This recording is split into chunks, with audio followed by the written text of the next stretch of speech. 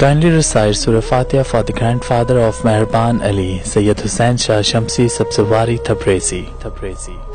امام علی علیہ السلام کی خدمت میں ایک شخص آیا اور دستی ادب کو جوڑ کے عرض کرنے لگا، یا علی، میری بیوی سے بہت جھگڑا ہوتا ہے، ہر چھوٹی چھوٹی بات پہ اختلافات بڑھتے جاتے ہیں، میری بیوی مجھے سمجھتی ہی نہیں، میں کیا کروں؟ بس یہ کہنا تھا تو امام علی علیہ السلام نے فرمایا، اے شخص، اپنے ہم سفر سے اپنے جیسا ہونے کی امید نہ رکھنا، یاد رکھنا تم کسی کا سیدھا ہاتھ اپنے سیدھے ہاتھ میں پکڑ کے اسے اپنے ساتھ چلا نہیں سکتے، کیونکہ وہ اس دنیا کو اپنی آنکھوں سے دیکھتی ہے، تمہاری آنکھوں سے نہیں۔ وہ ہر بات اپنے دماغ سے سوچتی ہے، تمہارے دماغ سے نہیں۔ وہ ہر لفظ اپنے کانوں سے سنتی ہے، تمہارے کانوں سے نہیں۔ میں نے اللہ کے رسول سے سنا کہ اللہ نے انسان کو اشرف المخلوقات بنایا ہے اور ہر انسان اپنی مثال خود ہے، اسی لیے رشتے برداشت کی بنیاد پہ قائم رہتے ہیں۔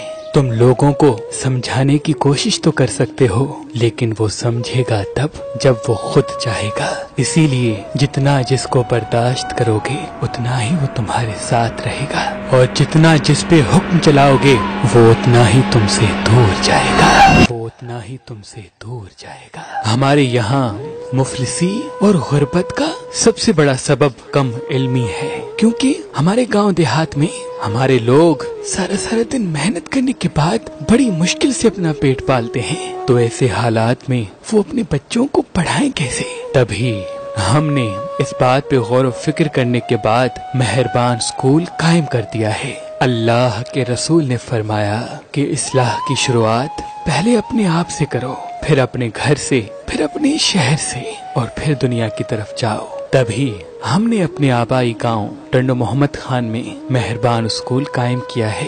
کسی میرے بھائی کے پاس اتنے پیسے نہیں کہ وہ اپنے بچوں کو تعلیم دے سکے، تو وہ فی سبیل اللہ مہربان اسکول آئے اور اپنے بچوں کو اعلیٰ تعلیم دے۔ انشاءاللہ آنے والے دنوں میں ہم مختلف شہروں میں بھی مہربان اسکول قائم کریں گے۔ آپ تمام مومنین سے گزارش ہے کہ جن مومنین کے تعاون سے یہ اسکول قائم ہے، آپ اللہ پاک سے دعا کریں کہ اللہ محمد و آل محمد کے صدقے ان مومنین کی ساری دعائیں قبول فرمائیں، ان کی ہر پریشانی کو ختم کریں۔ اور آپ سے ایک گزارش اور بھی ہے کہ اس نیک کام میں ہمارا زیادہ سے زیادہ ساتھ دیں، تاکہ ہم اس اسکول کو اور بھی بہتر بنا سکیں اور ایسے اسکول مختلف شہروں میں قائم کر سکیں۔ اللہ تمام مومنین کو سلامت رکھے، اللہ تمام مومنین کو سلامت رکھے۔